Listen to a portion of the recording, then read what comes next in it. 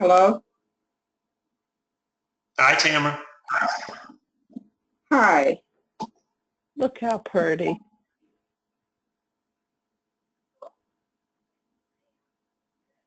Okay, I don't see anything. Did you click over to screen? Because it puts you on the audio page, so you have to, I think you have to click over to screen. And then it'll ask if you want to start sharing your screen. You just ignore that.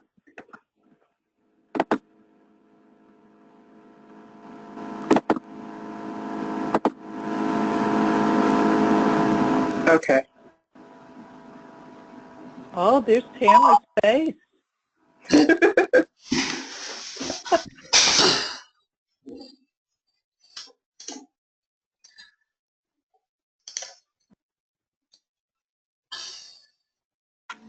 There's Kevin. Yeah. Oh, there's Margaret.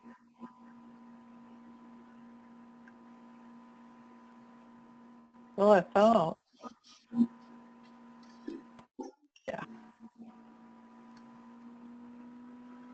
It says I'm normal. Look at that. Who knew?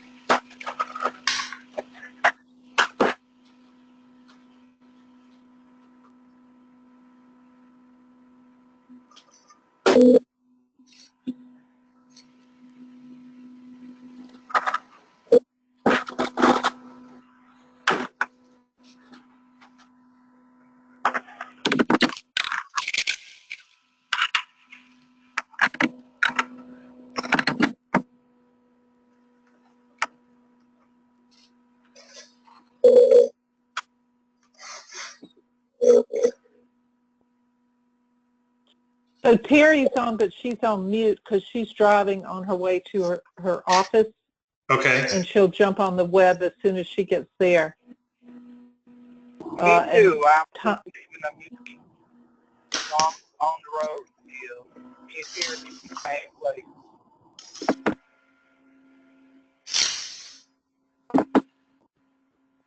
All right. Is Tasha on? Yeah, On the phone. Okay.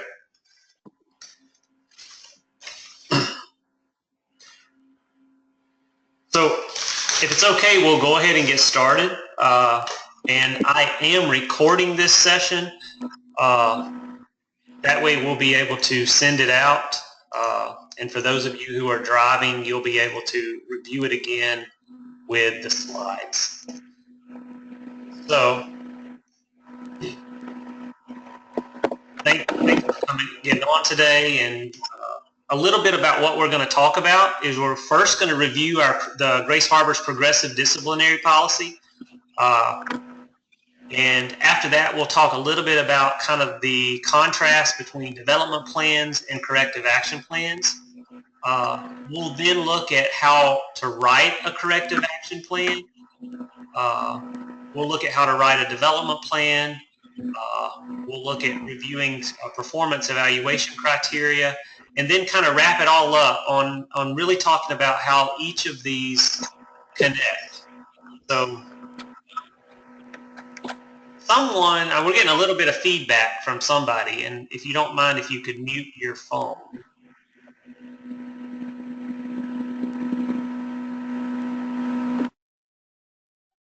Thank you. So when we look at the progressive disciplinary policy, which is policy number 4015 for Grace Harbor, and this policy is in the policy and procedure manual. I'm going to go ahead and pull up real quickly that policy.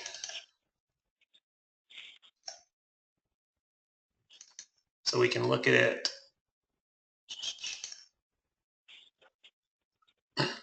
So this is the policy for employee improvement, corrective action, progressive disciplinary policy.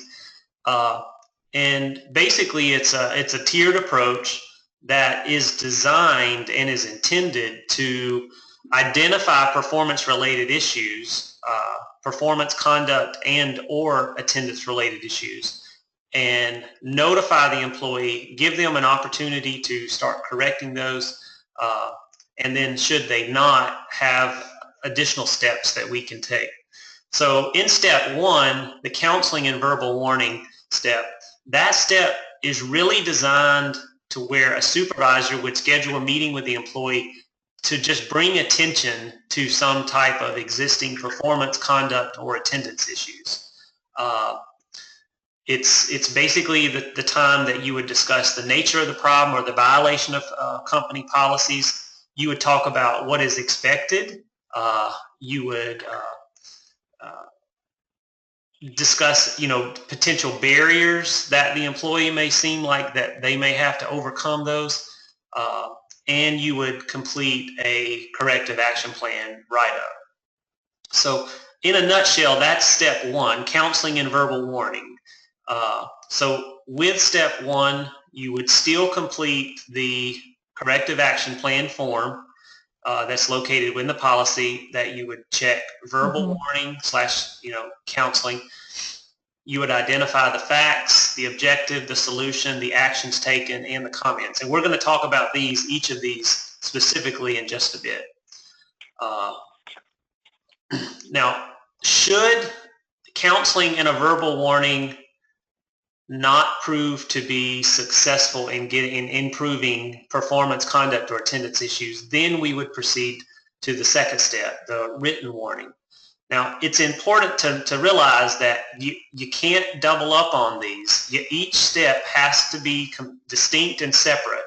So if you had for example, you couldn't meet with an employee tomorrow and give them a step 1 and a step 2 warning.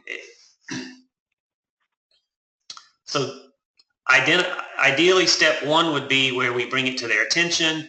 We're talking about corrective action. We complete a corrective action plan. And then should improvement not be made when we're reviewing that, then we would go to a written warning. Written warning is technically a more formal warning that would document the issues. We take that a little bit more serious, and it would have more well-defined corrective action planning steps that must be taken. That step 3 would be a suspension and final termination warning. And basically that would kind of be the last chance given. And then after step 3, if there's been no improvement made, then there would be a recommendation by the supervisor for termination of employment, which would be submitted to HR and would be worked out. So there's also an appeal process to where employees have the opportunity to present information and challenge information related to disciplinary action. And basically that is an opportunity for them to provide insight into possible extenuating circumstances that contribute to their performance and allow for us to resolve that in an equitable manner. It's also important to note in this policy that there's performance and conduct issues that's not subject to progressive discipline. And so what we mean by that is that it is not subject to these 1, 2, 3, 4 steps. So there's certain actions, whether they be illegal, unethical, just dishonest, that we can go straight to termination. So theft, substance abuse, intoxication, fighting, acts of violence, all those are grounds for immediate termination. And this policy also outlines other violations which may result in immediate termination, such as blatant refusal to cooperate with your supervisor, or failure to adhere to confidentiality, failure to follow safety rules or safety practices, possession of firearms, conveying or distributing false, malicious, or indecent statements. So there's a list here: sexual conduct, that we, based on the circumstances of that, we can go straight to termination. But as well, it's important for there to be a clear documentation trail. So if I get back to our PowerPoint, before I jump into that, into the policy even further on progressive discipline, which we've talked about these, I'm going to turn it over to Margaret, and Margaret is going to talk to us a little bit about development plan versus corrective action plan. Okay, before you switch to that slide, Okay. Kevin, can you hear me? Can you Yes. all hear me okay? I think that I probably have this wrong. It sounds like to me, based on what you just said, is that the supervisor should start with the coaching and start with the employee corrective action form that Grace Harbor has at the same time that they might be writing this up in the development plan. Is that true or false? Because the way I had it in my head was that the development plan should be used first as the first attempt, and then when that doesn't work, you move to the correction action form. No, and you're right, Margaret. Exactly the way you've just described it. So, I think that so to clarify that policy just a little bit is say that we get a new therapist in and that we've invested training. There's been just a tremendous effort to try to sustain and make this therapist very successful as an FFT or an MST therapist. And the supervisor notices within the first 2 months of employment, that they're a little delayed at their submitting their documentation on time. Right.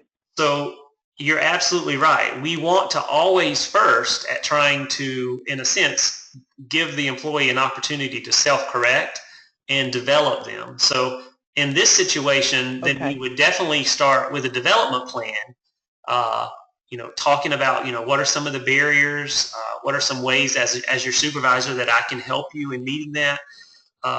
But when it officially become an actual performance related issue, and I know that it's hard to differentiate that. I think there's warning signs, and then there's things where it crosses a line to where, you're not submitting stuff, you haven't submitted stuff in 2 months to your probation officer. That's kind of, we should go straight to a corrective action plan in those events. Ideally, the supervisor, as your supervisor, I want to be on top of that. And I always want to strive to head off as many issues as possible in your development plan. Because that's a very collaborative document. Does that make sense? Right. Yes. So I'm okay then. You can switch. You can go ahead and move to the second slide. Okay. So doing a developmental plan. Remember, we talked about this when I was there in April. This is when you're the coach. You're kind of calling a timeout and going, hey, remember this? You know how coaches do. They call you off the court for a timeout, and they just, remind you, hey, this is what you're supposed to be doing. Then they send you right back in the game, right? So this is more informal. This is when you're going to sit beside them. This is my suggestion, but I think it really, I think it's important. The whole atmosphere in which you give coaching is important. So if you sit beside them rather than across from them, and you're strengths focused and you're collaborative, like Kevin said, this is where you're going to ask, what can I do? What do you need from your supervisor to make sure that you do this? So that's the development plan, or developmental plan should be, sorry. Then when it's not corrected, when things continue to occur, then you've got to get stricter. You've got to become the disciplinarian, if you will.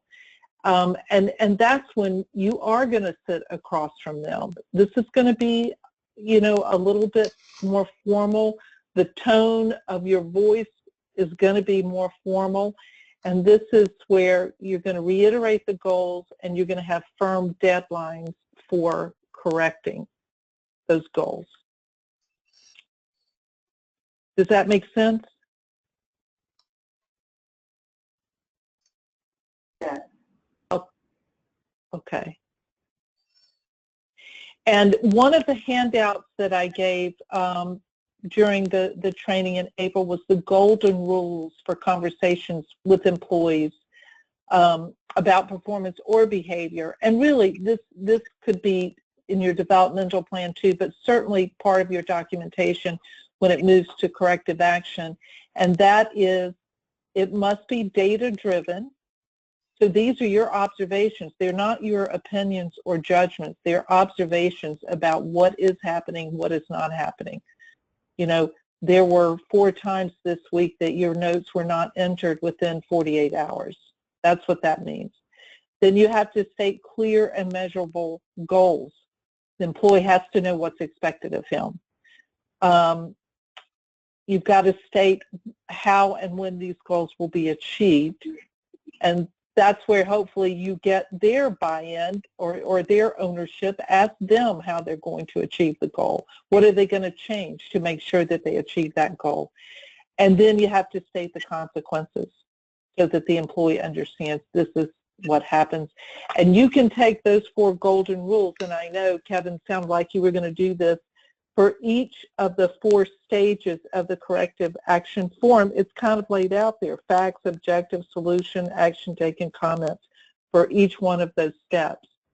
If you follow, must be data-driven, must state clear, measurable goals, must state how they will be achieved, and consequences if not achieved.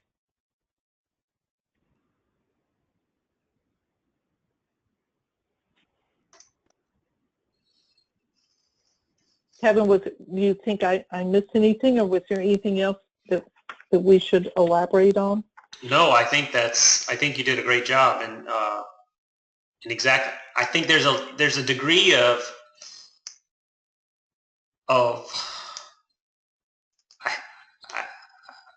I don't even like using this word, but there's a degree of common sense that you have to employ when you're saying, is this a development plan or is this a corrective action plan? And sometimes you may have to consult with your program manager or with another person to say, you know, is this more, what do you think? Is this more of a development plan issue? Ideally, we always want to start everything on the development plan, best case scenario. Right. And I think that gives an opportunity that really does kind of pave the road for your corrective action planning, because if you do a really good development plan, then everything else is already set, and all you're doing is referencing how you've helped them and what interventions they've not been successful. So, and we'll talk more specifically about the development plan for FFT in just a second. Okay. So are there any questions for Margaret on development plan versus corrective action plan?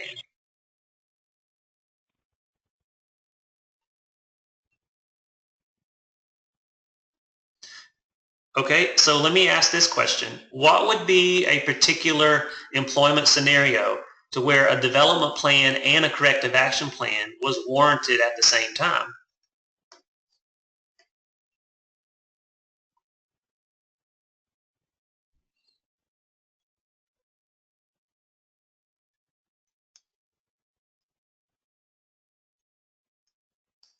If anybody's talking, you're on mute. I think the example about the notes, not putting the notes in consistently within 48 hours could be an example of when both would be done. Yep, I think that's a great idea, especially if it's not a new employee. They've been around for a few months and they've demonstrated that they're aware of the requirements.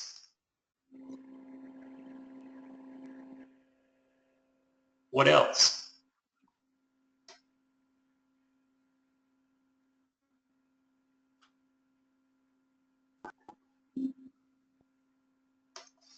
With MST, we also had an example of a therapist not completing a correct safety plan when there was suicidal ideation present. And that had already been discussed, and we had already had training on that. So I think that would be another time when the corrective action plan, in addition to the developmental plan. Absolutely. That's a perfect example.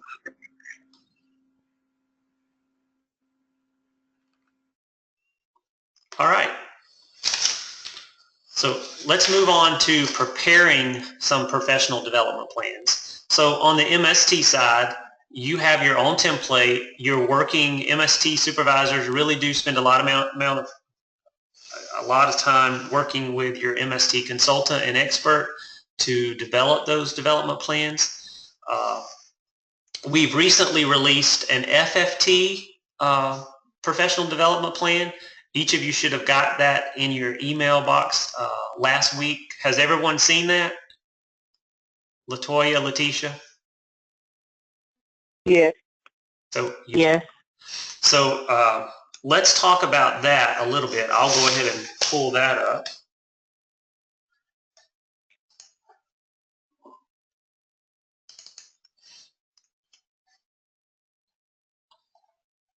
So on the therapist development plan, it's really important that I'm going to kind of toggle back and forth between my PowerPoint and that. It's really important that goals that are set up are SMART goals. And by SMART, we mean that they're very specific, they're measurable, they're achievable, realistic, and time specified. So let's take an example of Mickey Mouse, who's a therapist, and I'm going to do a development plan today on him. And I'm the supervisor. So someone give me a sample goal of something that we would want to address in a development plan.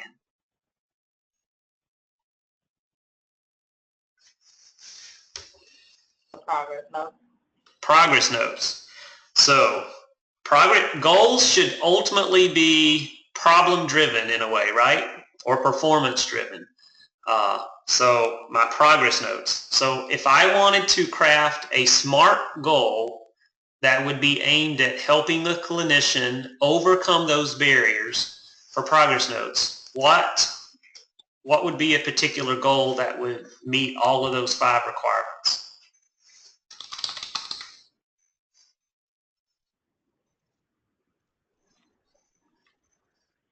That the therapist will enter progress notes for each client within 48 hours after the last home visit or phone contact.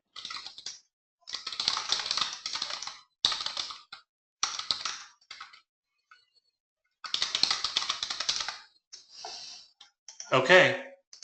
So is it specific? So how could I make it a little bit more specific? Where will they enter the progress notes in? Into Theranos. Okay, into Theranos. For each client within 48 hours after the last session / visit or phone contact. Is it measurable? Yes. It's definitely achievable, right? Yes. Let me go back to my PowerPoint. It's definitely realistic, and is it time specified? Yes. Yes. So Yes. now that is a good goal. I know exactly what's required of me. So now let's talk about what are some potential steps that Mickey Mouse can take that can help him or her reach that goal.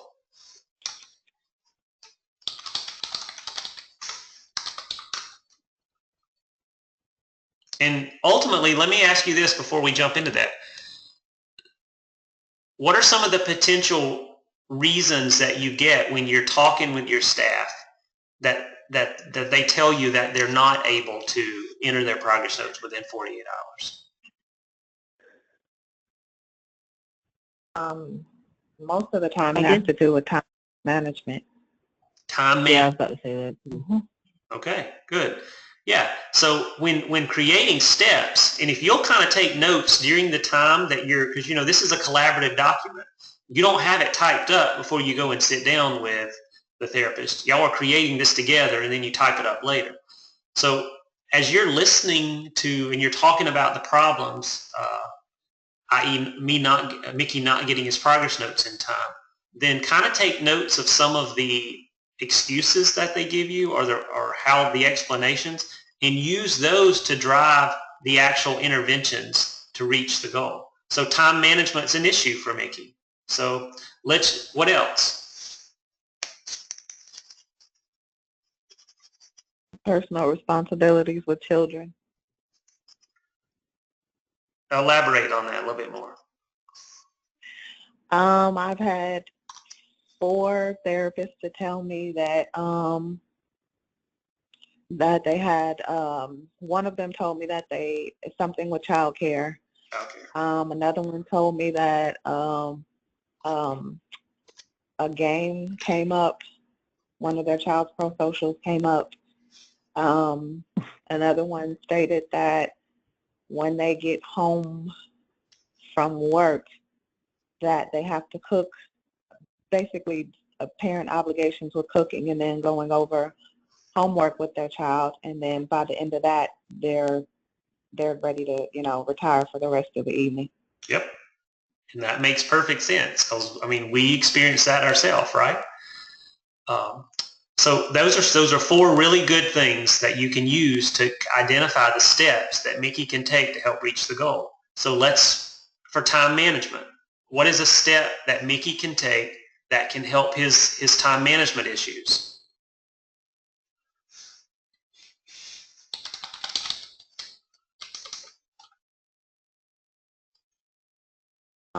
Maybe setting a, I'm sorry. that's okay. I was going to say maybe setting a specific day to do the note. Okay. So Mickey will set aside specific documentation days to write notes, and we'll need to make sure that he's doing that almost every other day, right, to capture the 48 hours. Right. Yeah, I'll also add a specific time frame as well. Right. Okay. So clarify that a little bit more, Tamara. Do you mean like 7 days while you're doing the development plan? Well, either first thing in the morning between 6 and 8 o'clock a.m. is when I'll dedicate time to doing my notes or whatever. Okay. So I'm just going to go ahead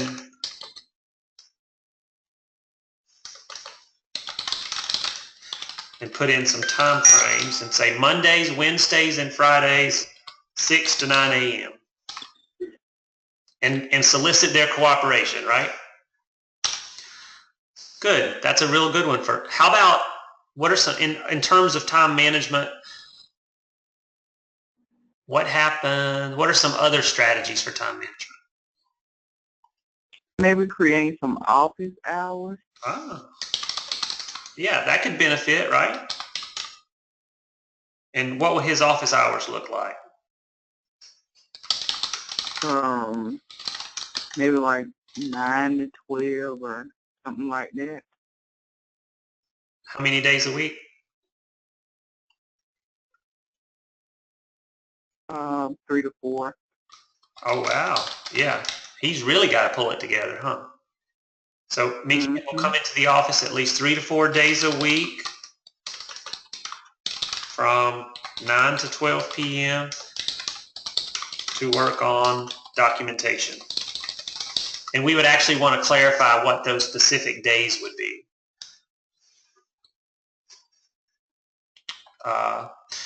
What about the time management issues when a therapist sits down in front of a computer and they're just not necessarily getting the work done efficiently?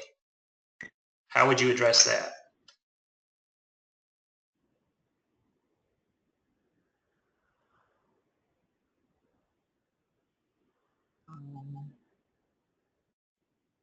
that the therapist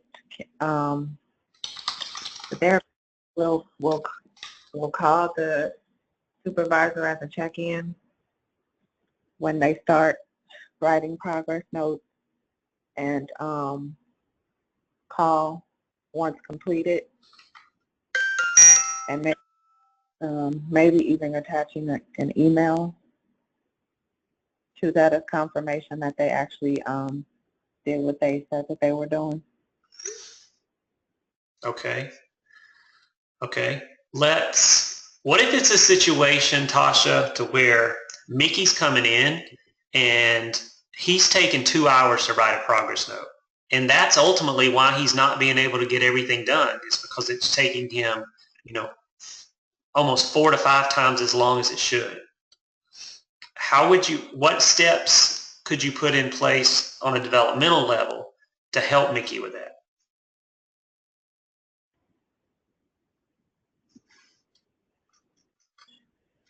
Okay, I'm trying not to crack a joke. Crack it, we need it. Okay, so because it almost goes back to the comment that you made about common sense. Yeah. But I did have to stand and watch, but I don't know how long. I don't know how long that would be necessary for the supervisor to stand and watch a therapist to do that.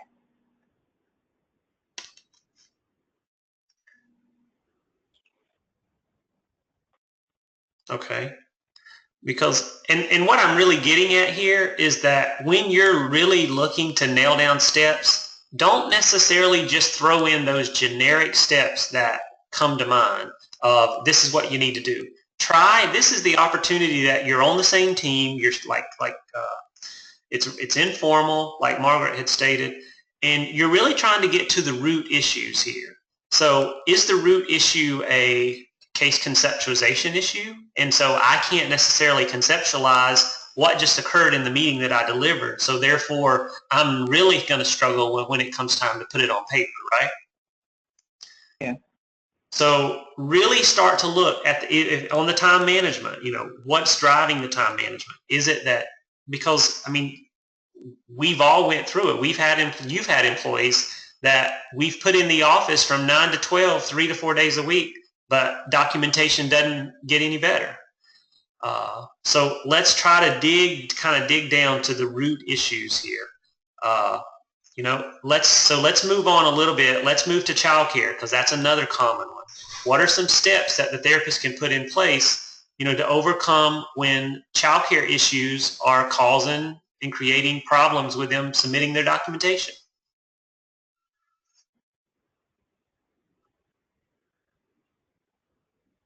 I think somebody that has a child can better answer the question.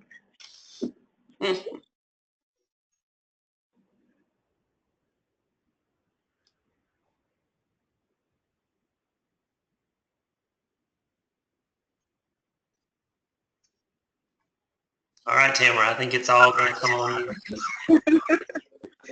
I was just about to say, in our last meeting, I was moving into helping them identify supports, and I was doing too much. So I don't know what to do. You're absolutely right. But that's great that you were able to recognize that in terms of where that we're actually, in a sense, we're stepping over the work boundaries, and we're trying to help them manage their personal life more than we should. Now, in moderation, there's a little bit of that that's okay, but it's when we get too involved in it that it's really not okay. So, what are some steps that you would take if you had a therapist on your team that's not getting their documentation in within 48 hours, and they're just coming to you and they're just saying, I'm at my wit's end. It's like, I have no time. I'm in meetings during the day. I'm in supervision. By the time school lets out, I'm seeing my families. I usually don't get home till like 8:30, and then it's like I'm trying to rush and do all the stuff that I can do to Right. So my kid's homework's done, so I can get him to school the next day, and that's the time that I'm also cooking supper for the next night. And I just need help. I don't know what else to do. I've addressed that in the past for myself as well as for therapists is going back. It's still going back to your number one, just identifying those specific times every day that you can dedicate. We understand that you have to take care of your family. That's most important personally, but there still has to be some specified times you can do your work, and it goes back to what time in the day can you dedicate to completing your session, your notes. Your notes. Yeah. But it's pretty much going back to what you have in your number one, just identifying that specific time there, dedicate just for that. Yeah. Yeah, I agree with what Tamara was saying. At the end of the day, you got to put it back on the therapist to help identify time that they can do it. It's just like with when therapists have their client, when that parent say we can't meet because I got X, Y, and Z, they press for them to try to find a time to meet with them once a week or twice a week or whatever. So, it's the same thing. Therapists then have to identify times, whether it works out better in the morning time, late at night, whatever, but have them kind of see what time, have them to pick the time. Because sometimes you pick the time, they're not invested in it. So maybe if they stick the time, they're more invested in it. Mm-hmm. Yep, I agree. Very collaborative. So I'm going to move on because we got a lot to cover, but then there's a couple of other things that take place that come to mind when you're dealing with documentation. And sometimes that's, giving them a specific time to sit down, but also a lot of times I think back to the times that I don't write my progress. If I have a session and I don't immediately go and write a progress note, then the longer that I don't write that note, the longer it takes me and the less detailed that note's going to be. Does that make sense? So you may want to put in some steps about getting them to write progress notes, thinking out of the box, within like 3 to 4 hours after each session. There are other things you may want to talk is encouraging them to take notes during the session.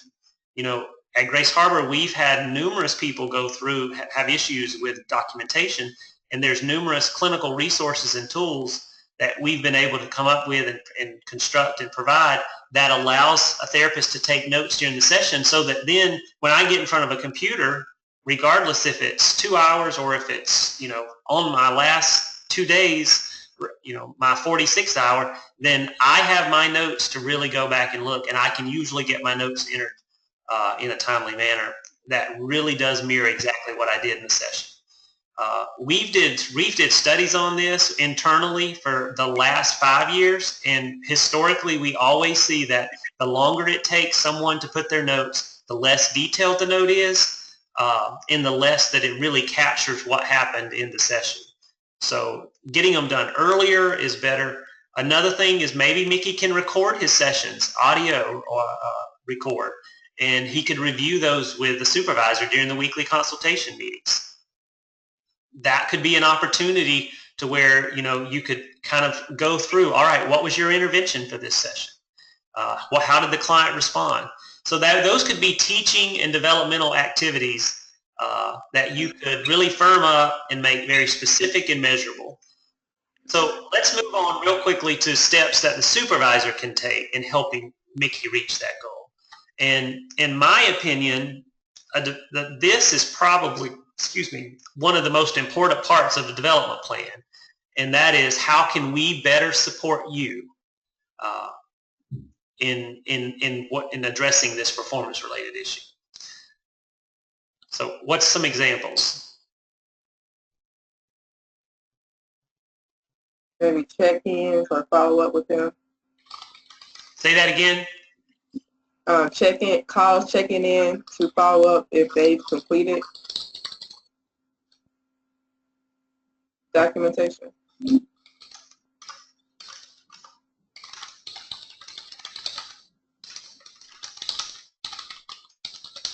So I'll check in with Mickey on Tuesdays and Thursdays. That's the days in between his documentation days, to to ensure documentation was completed. Okay, that's good.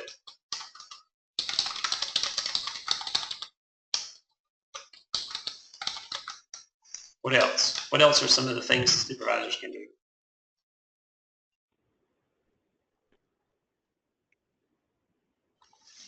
So I'm just now getting more familiar with the email system. So I don't know if maybe that that the supervisor can set up a weekly personal alert or weekly alert, calendar alert. That's a wonderful idea, is because there's alerts and there's actually to-do lists that we can assign those our staff. So we'll set up weekly alerts in the auto email system.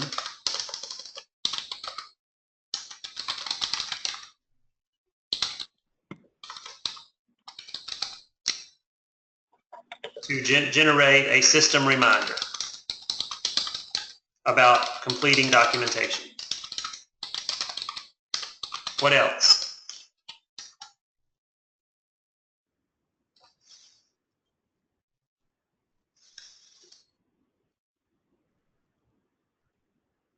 What about me, if I have Mickey record one of his sessions, then I'll review one of those sessions and really make sure, remember, I'm trying to make sure I'm trying to cross and get to the root cause or root issues. So maybe I could review one of those sessions and see, is Mickey really able to truly conceptualize what's going on in a session? Yeah. Yeah.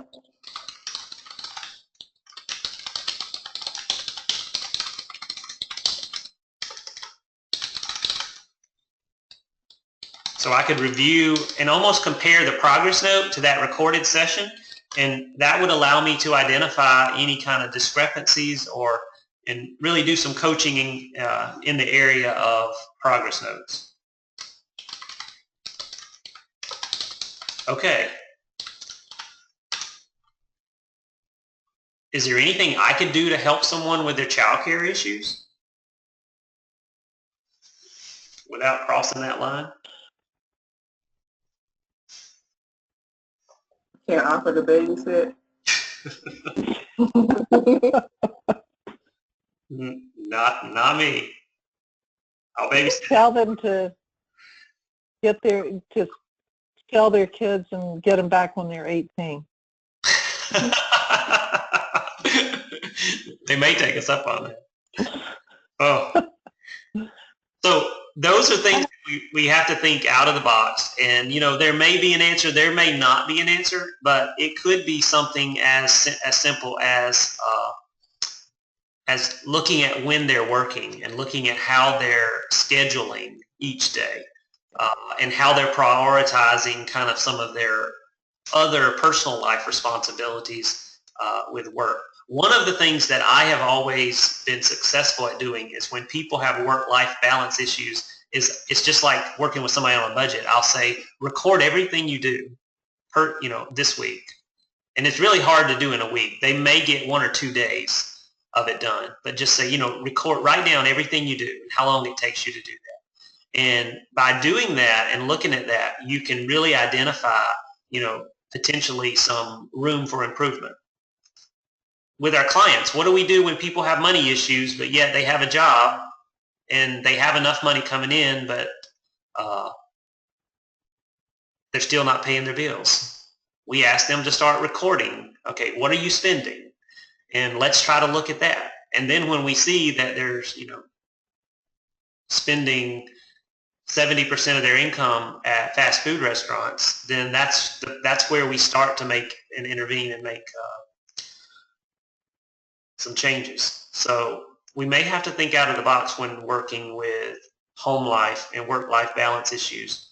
But one thing to always keep in mind is just have them record kind of some of their responsibilities. And then like Tamara said earlier, and she's used this, is have them identify, what areas of their life that are sucking most of their time and what supports, personal supports, can they put in place. So It's also important that we have a target date to reach that goal, and it's really important that we're realistic in that target date.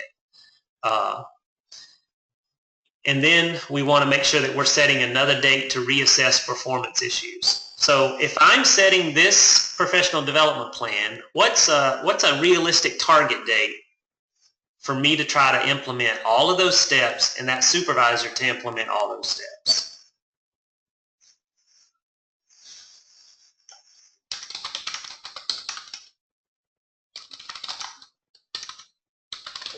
Would that be 2 weeks? I didn't catch Say it. again? I said I would say starting at 2 weeks. 2 weeks. Okay. Is that? I guess that would be depending on the time that the therapist has been with the agency. It may need to be shortened, but because within that within the development plan itself, there is the expectation that those steps will be monitored already. So allowing them at least a 2-week grace period in order to make sure that they're able to realistically achieve all those, I don't think is asked. Yeah, okay. So I like that kind of 2-week grace period because in my experience, I think when you sit down and you identify problems, it sometimes takes you just a couple days to truly digest it and for you to sometimes see the problem and then sometimes be able to kind of plan out how you're specifically going to hit all those steps or all those interventions. So I kind of like that idea about kind of giving, let me give you 2 weeks to get all your stuff in order, and then let me give you 2 weeks to do it right. And then we're going to get back and we're going to reassess it. So if I put those together, then that's really, my target date will be 1 month out, which would be actually a specific date. So I'd be looking to come back on June 22nd. That was the date to reach that goal. By that time, and remember, there are going to be some barriers that's going to come up in this, and that'll give the employee ample opportunity to start problem solving those barriers so that hopefully when we get back together, we got at least 2 good weeks of solid performance. And then my next date to reassess the goal performance could be any time after that. It may be that I even want to set my next date out another 2 weeks after that to see, is it getting better, or are they kind of backtracking, things like that. So are there any questions about the development plan? Yes. So let me ask you this, because I think this is where it gets really hard to figure out what to do.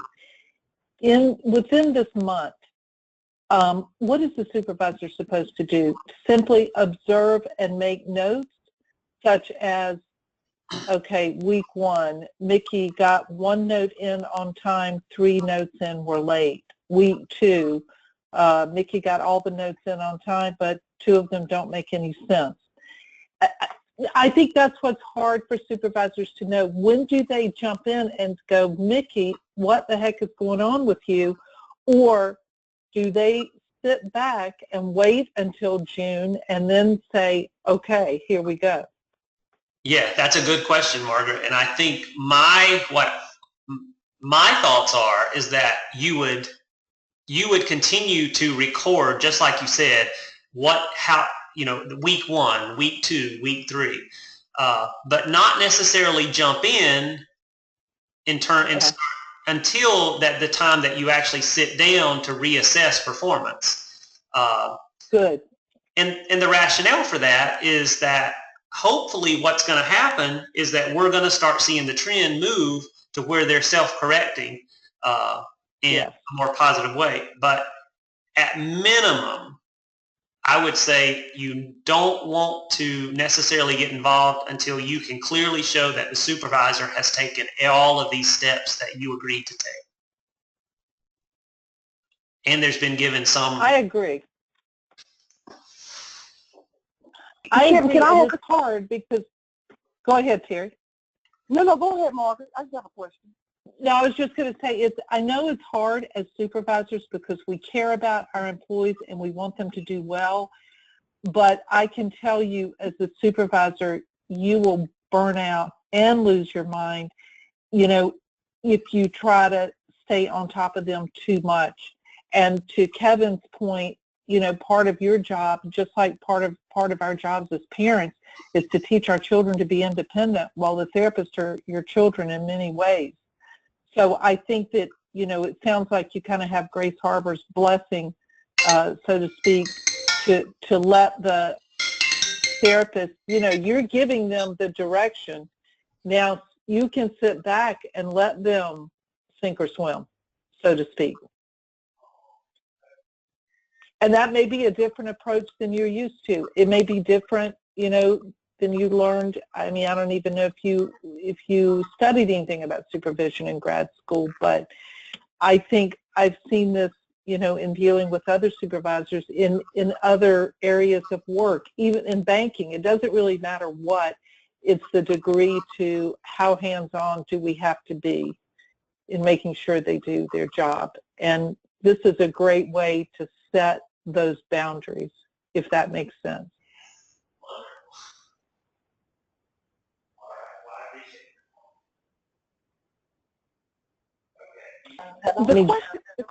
The question I had was, so with just looking at the straight developmental plan, Kevin, are you looking at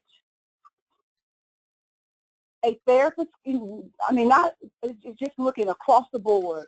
Every therapist coming in, supervisors doing developmental plans to help them grow, and then checking in with them.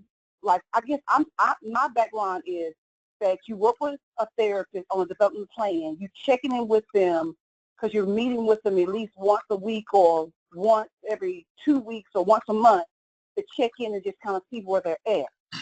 When you're looking at this development plan, what is the structure of the development plan? Well, that's a good question. And so the goals don't necessarily have to be problem driven.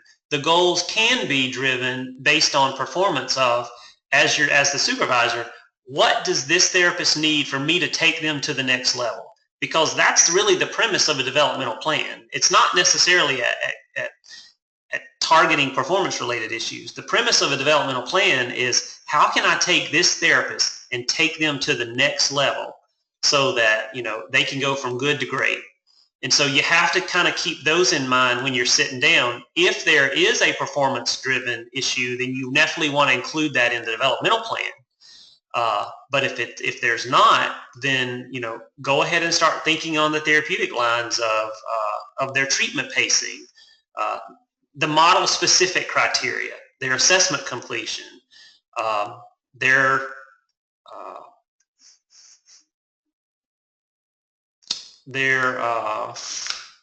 presentation to their stakeholders and to the probation officers, their attendance. So,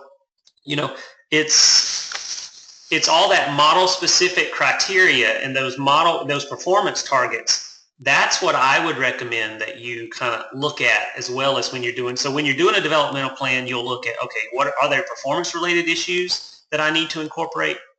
Yes or no? Then you want to look at, okay, are there model fidelity issues that I need to incorporate? Yes or no? Then the third one is basically just model implementation. Is what can I do to assist this therapist in going from good to great? And if you'll incorporate all of those three areas into a development plan, then you really are doing kind of the intent of what development plans are intended to do. And that is eventually to work them up. And I would almost say, let's write a development plan with in mind for those people on, okay, what do I need to do to move them to where they can be a supervisor? Mm-hmm. Did that answer your question, Terry?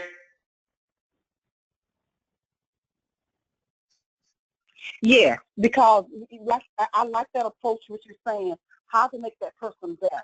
And, you know, like I know as a supervisor, you see things that a therapist, you ask them to do whatever, that could be a perfect development plan, like having contact with probation or, you know, the TAM, you make sure they have good TAM outcomes or whatever. So whatever to help them to be a better therapist. So, yeah, you did good. Okay, great. So the short answer is yes, every single person needs a development plan. All right, so I'm going to move on to writing corrective action plans. And you all saw that particular form, the corrective action plan, in the policy and procedure manual.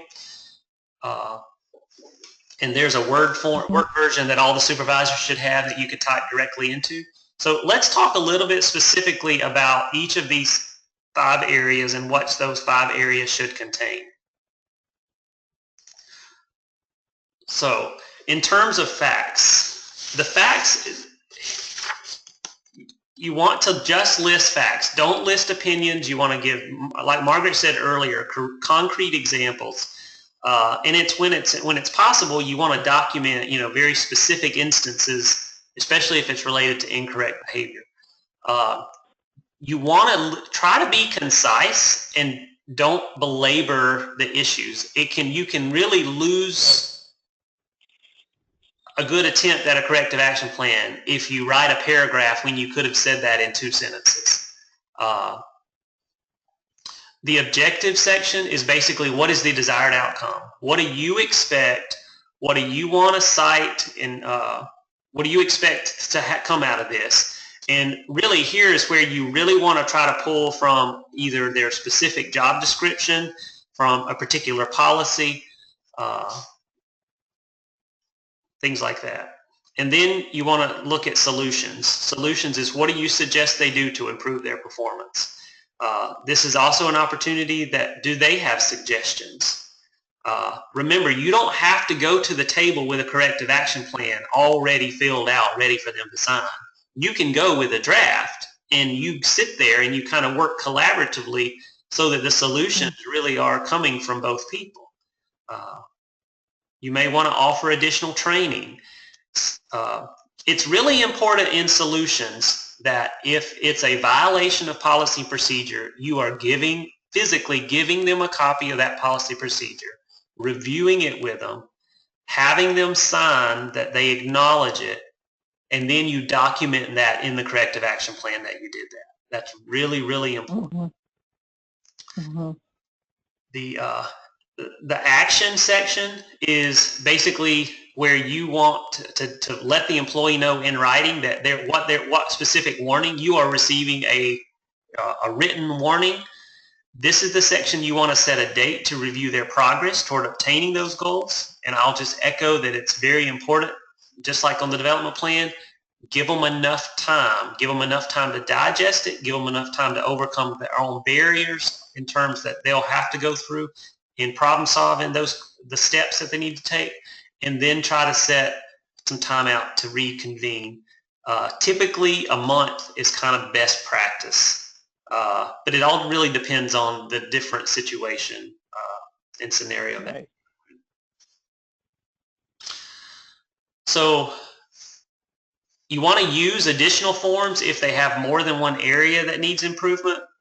This is because when you sit down to reassess, you want to be able to reassess very clear and specific measurable goals.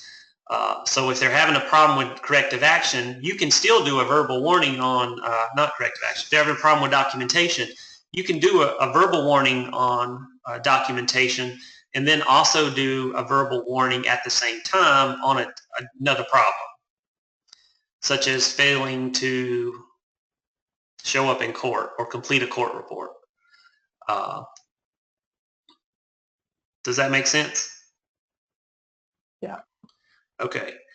If the employee is required to sign the corrective action, if they refuse, all you have to do is write refuse to sign and sign your name and get a witness to also sign your name. If there is a suspension that's going to be involved in this, or a termination, then we need to do the payroll authorization form so that we can let payroll know to take that out of their check. The supervisor should give a copy to the employee and also send a copy to HR in a sealed envelope, and then it'll go in their HR file. So that's corrective action planning.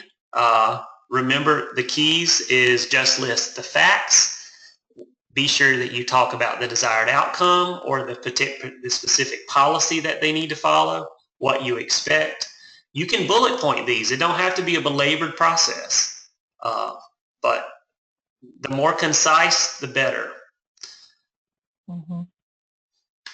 And in the policy manual, on the last page, you'll see the same guidelines here that will help. So that'll be right in front of you. So then we start looking at performance evaluation criteria.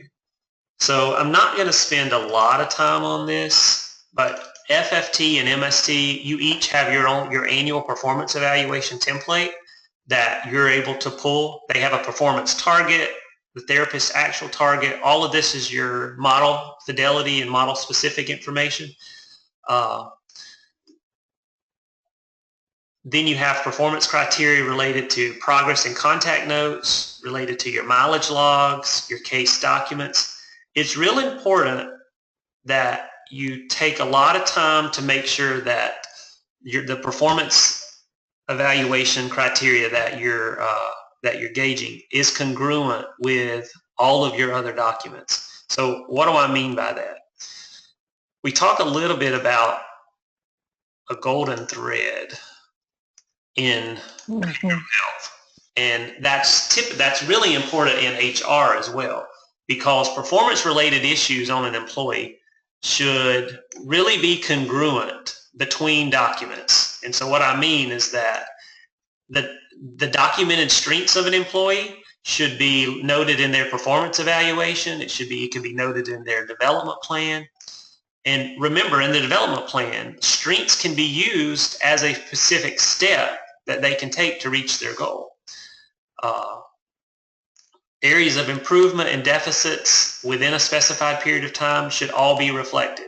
So there's some cases that we've got to where I've looked and I've tried to connect the golden thread between the annual performance eval, the development plan, the corrective action, as well as, all the emails that you would give me. And I would find that the performance evaluation would just be glowing. It would be, there would be ratings of outstanding and consistently exceeds expectations, as well as met expectations. But yet I would look at a corrective action plan that sometimes could be within a month of having this annual review completed, and I would see that they need improvement. And so it's hard to make a case when I have when they're showing me their annual performance eval, and it says that I consistently exceeded expectations, but yet here a month later they're getting a corrective action plan that said needed improvement. So now there are situations to where things happen and people's progress or their job performance decreases significantly in a short period of time. So we always try to look at I look at the date of range for this evaluation, and then I'll go back and I'll talk to the supervisor and say, all right, so within this range, they were consistently exceeding expectations. So what happened since you did this evaluation that has made them need improvement now? And those are questions that you want to ask yourself when you're investigating and really doing that corrective action plan.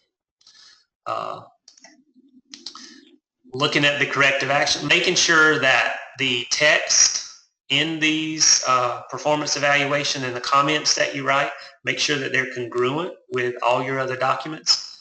And I don't think I need to talk too much about that because it's just making sure all the information flows. There's a lot of employment-related risk when we work through progressive discipline and we get up to the termination warning and even the recommendation for termination phase, and we go back and we look at all these and we see that this golden thread is not present, or the thread changes colors. So that's important. Also, make sure that your emails and your memos that you're sending are aligned with the golden thread. So I know I've taken up a lot of your time. So are there any questions and other things that we need to talk about? Can I just add a comment real quickly? Talking about the annual performance, that can be tricky to do because you're sitting down at a particular day and a particular time and you're doing that, but you have to remember that look back is for the whole year. So it's perfectly acceptable. As Kevin said, you should go back through all your notes, and then you can say, for 3/4 of the year, Nikki really struggled with documentation, but in the last 2 weeks, there's been great improvement. Or the reverse might be true. But, to get that congruency and the consistency, you really need to take in the whole year when you're filling out those forms. And that takes some thought. It's not just that day's snapshot. It is a look back for the whole year. That's a really good point to bring up. And writing, I think writing performance evaluations take a lot of time and energy. And it's never anything that I would do in one sitting. Yeah. All right. What are some Oh, other questions? I have a question. Margaret, is that something that we can possibly look at for a call about the employee performance appraisal and how that coincides with either development plans or corrective action plans? Sure. Remind me, how do you all do the annual performance appraisals at the same time for everybody, or do you do each individually based on their hire date? I think you do one time for everybody, right? Yeah. Yep. I think that's what the schedule that Abby has them on. But actually, it makes more sense, and you probably get a better evaluation if you're doing them based on hire dates. And that gives you a little bit more time to, take a small number to focus on rather than trying to focus on all of your staff at one particular time of the year. Yeah, there are pros and cons to doing it both ways. There really are. But I was just wondering, is that something that's coming up pretty soon if it is one date for everybody? Yeah, it is coming up. It'll have to be done before July 1 because new contracts will come okay. July 1. Oh, yeah, sure. So let's see. So next Monday is usually when we would talk, but next Monday is Memorial Day. Can I take up 2 minutes of this phone call to schedule our next call, supervisors? Absolutely. Would you all have availability? Let me look at Tuesday. Next Tuesday, the 30th. Holy moly, May's almost gone. Wow. Tuesday is not a good day for me. Okay. That's the day I do supervision with my team. Okay. Wednesday the 31st, 2 o'clock? I think, yeah, this is Latoya, 2 o'clock, sure. That'll work. That's fine. That'll work for Latoya. All right, Tasha? I'm not 100% certain because actually while we're on the topic of development plans, I think next week I'm actually supposed to follow up from the booster development plan. However, I can confirm, send an email to confirm whether that's available. But Okay. Letitia, do you know if you're available Wednesday? Wednesday should be fine. I think I have nothing scheduled. And Tamara, you said okay? Wednesday's okay? Yes, Wednesday is good. All right. So, Tasha, I'm going to wait to hear from you. And then if it is, I'll send the invite. What was the time? Wednesday at 2 o'clock, Okay. 2 to 3.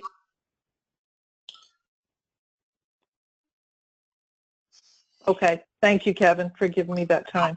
So what I'll do. And thank you, Tasha, for bringing that up. Yeah. Okay. Right.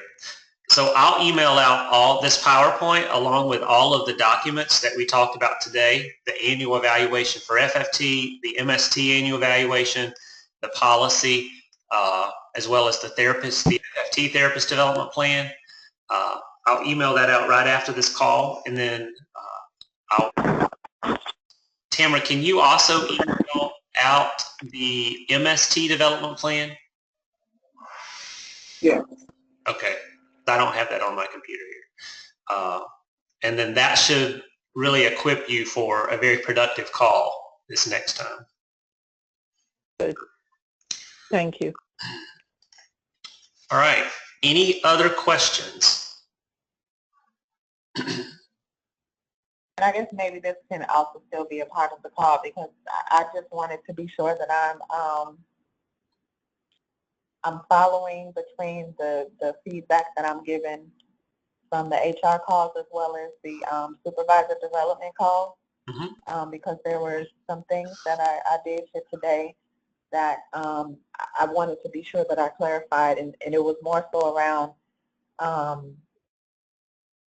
development planning for development planning for those new therapists, because Michelle had mentioned to me after she told me this before, but when I had our call on Friday, she did remind me that the new therapist development plan are supposed to be completed as soon as they leave from 5-day, their first one. And then she did give me some other dates in terms of follow-up.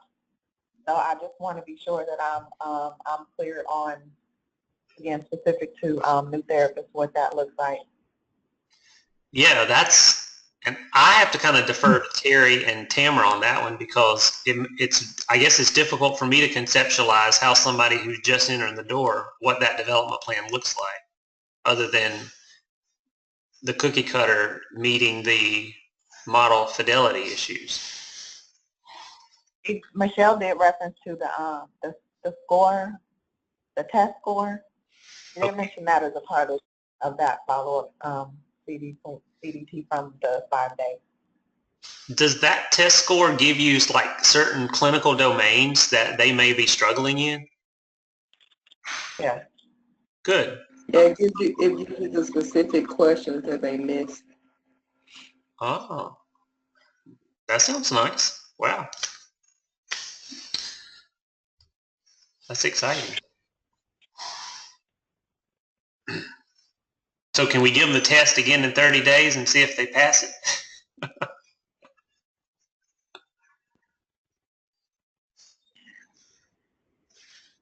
No, you don't have the test.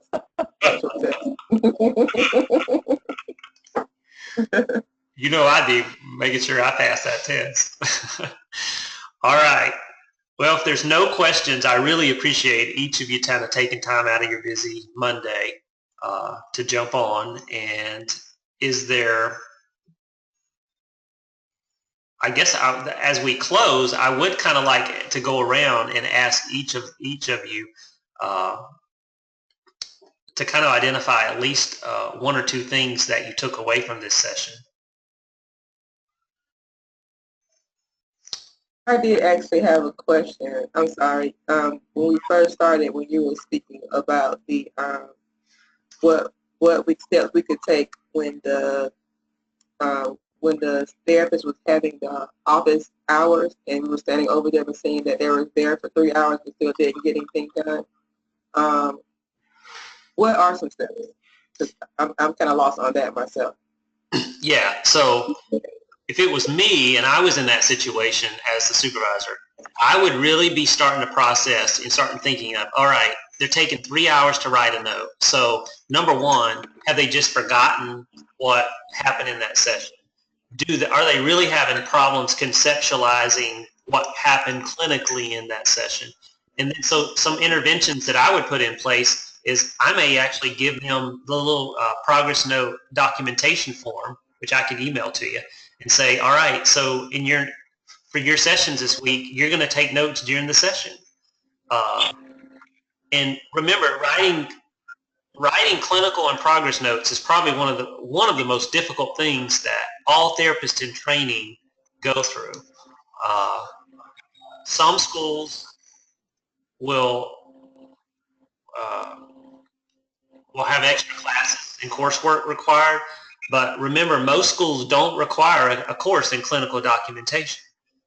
So my 5 years full-time at Mercer, that was the number one thing that employers, because I was responsible for employer surveys, that was the number one complaint. And Mercer's a wonderful school, but yet we were getting, up to close to 70% of employers saying your people can't write progress notes. So one of the things we did is we went and implemented a special class called case management and consultation, and we made it a requirement of their degree program, which was not popular because when you start adding on extra classes, then you start losing students because the longer it takes you to graduate. But we did that anyway, and it was a big success. And that went away to nothing 2 years after we implemented that. So thinking out of the box is I would give them a handout on how to take notes. I would ask them to record a session, and then I would review that recorded session weekly in my weekly supervision, and then look at the progress note that they provided. And I would be looking at, all right, are they truly conceptualizing things? Here's the number one pitfall with most people in clinical documentation. They try to include kind of everything that the client said, and that's not really clinical documentation. Clinical documentation is what was the clinical presentation, what was the intervention, what was the client's response to that intervention, and what's my plan to help that client when I go back and see them again. And so those are really the 4 issues that you want to drive. You'd be surprised at how most people can't identify what the basic fundamental parts of a clinical note are. So maybe there's some additional education. And if we see that this is a trend within Grace Harbor in general, we can put together a training class specifically on clinical documentation that can be recorded and where people can go and they can watch it over and over again. We can there's a new learning platform called Canvas that we're looking at for some of our annual employee training. So there's lots of solutions to this, but we got to know what the root causes are. Is it conceptualizing? Is it time management? Is it A, B, C, D, E, F, G? Did that answer your question? Yes. Okay.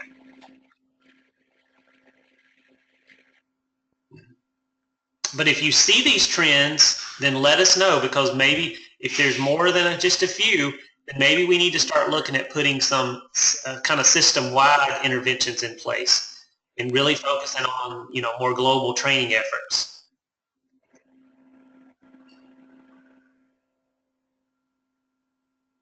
And you also know, Tamara, you and I have been working on moving therapists to Catalyst, which is going to take away all their documentation issues. So we probably need to prioritize that as maybe in the fall, that we can get that unrolled. Okay. Anything else? So for takeaways, this was really helpful to me to just kind of solidify Grace Harbor's feelings and policies, I guess, more than feelings. just exactly, for example, you know, I have a much firmer understanding of the corrective action plan working with the developmental plan. And even though I had talked about it one versus the other, now I kind of have an appreciation of how they work together. And that can only help me when I'm guiding, you know, in more general terms, when I'm working with the supervisors on things. So thank you very much for this. And I would love to have more. Okay, great. All right. So some other lessons learned. I got 4 names that hadn't given me anything yet. I This is got a Latoya. better clarity and understanding of the difference between the two and how they correlate with each other in the process. Okay, good. Latoya? Just with the developmental plan, just being very specific and making sure to put down, you know, specific steps for the therapist to follow. Just being very specific with that. Mm-hmm. I have a quick question for all of you. How often should you do a development plan?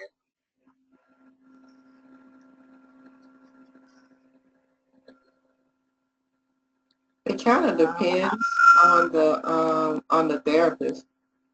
Like with the MST guidelines, we can do them as frequently as every week and as up to every 3 months. Okay. No, that's a good question. The answer is as often as needed, because remember, we're trying to take them up to the next level. Tamara, Tasha? I did learn today. I was not aware about the corrective action plan being delivered to HR and still down below. Okay.